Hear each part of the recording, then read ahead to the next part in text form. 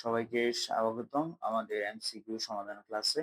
তো আজকে যে এমসিকিউটা এটা খুবই ইজি একটা এমসিকিউ। আমাদের বলছে x to the power 4 minus s square plus 1 equal 0 হলে s square plus 1 by s square সমান কত হবে?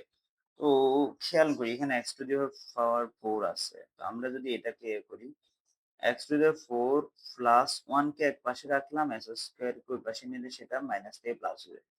এবার আমরা উভয় পক্ষে হচ্ছে s স্কয়ার দিয়ে ভাগ করে দিই। তাহলে এখানে x to the power 4 plus 1 divided by s square equal s square কে s স্কয়ার দিয়ে ভাগ করলে 1 হয়। তো এখন এখানে যে দেখো s x to the power এটাকে যদি আমরা একটু ভেঙে লিখি x to the power 4 divided by s square plus 1 by s square equal কত 1।